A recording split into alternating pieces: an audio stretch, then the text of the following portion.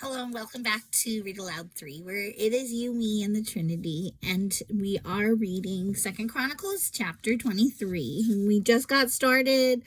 There was a part A that got through verse, probably 5. We didn't get very far before I got cut off there, sorry.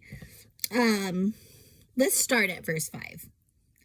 Another third will go over to the royal palace, and the final third will be at the foundation gate.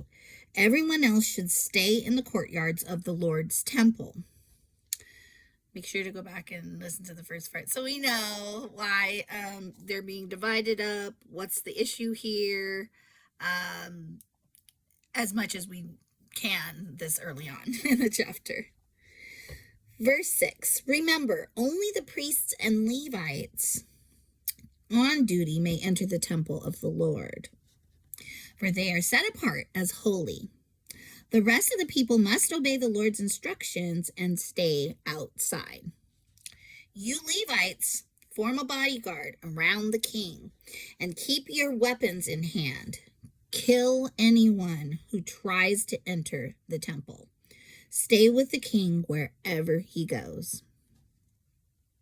So the Levites and all the people of Judah did everything as Jehoiada the priest ordered. The commanders took charge of the men reporting for duty that Sabbath, as well as those who were going off to duty. Jehoiada the priest did not let anyone go home after their shift ended. I know how that can be. In fact, I'm in the middle of that right now. Quick turnaround, but I want to make sure I read today. Okay, so anyway, then Jehoiada supplied the commanders with the spears and the large and small shields that had once belonged to King David and were stored in the temple of God. He stationed all the people around the king with their weapons ready.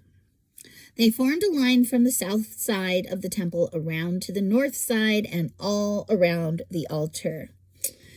Then Jehoiada and his sons brought out Joash, the king's son, placed the crown on his head, and presented him with a copy of God's laws. Cool. Now, if you hadn't heard the very first part of the chapter, he is a descendant of David, and God has promised to keep a descendant of David on the throne in Jerusalem, right? I believe. Let's see. The Lord has promised that a descendant of David will be our king. And I believe this is in Jerusalem, because in verse 2, further back, it says, these men traveled secretly through Judah and summoned the Levites and clan leaders in all the towns to come to Jerusalem. Okay, now here he is with crown on his head and a copy of God's laws. They anointed him and proclaimed him king, and everyone shouted, guess what?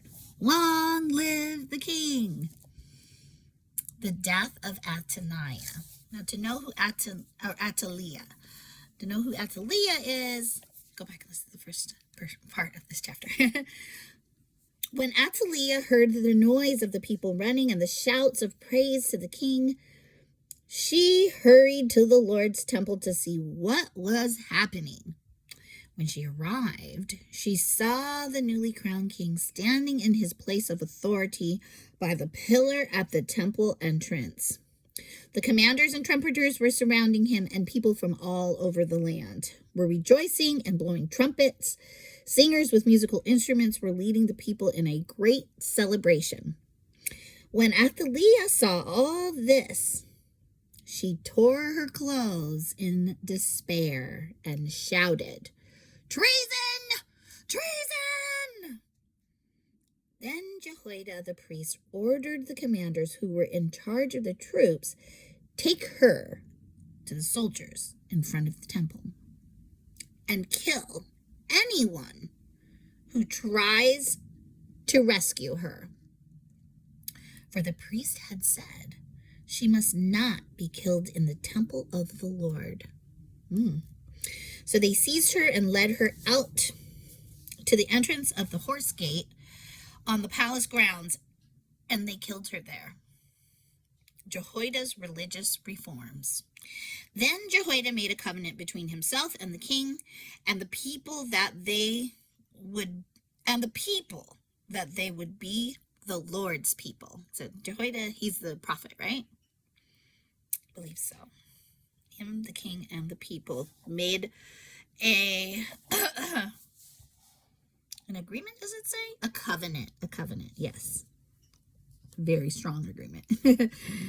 And all the people went over to the temple of Baal and tore it down. That reminds me of someone just this week saying something about, I won't say the particulars. They should tear that down. It was built with the, slave labor. They should tear it down. It reminded me of a movie, like a line in a movie where someone said, tear it up. Like in the same vein, same spirit. So this is the week of that. Tear it down. All right. They tore down the temple. The temple of, was his name? Baal. Yeah. So they demolished the altars and smashed the idols, and they killed Matan, the priest of Baal, in front of the altars. Jehoiada now put the priests and Levites in charge of the temple of the Lord, following all the directions given by David. He also commanded them to present burnt offerings to the Lord as prescribed by the law of Moses, and to sing and rejoice as David had instructed. He also stationed gatekeepers at the gates of the Lord's temple to keep out those who for any reason were ceremonially unclean.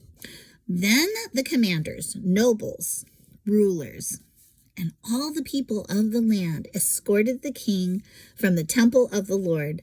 They went through the upper gate and into the palace, and they seated the king on the royal throne, just as God said.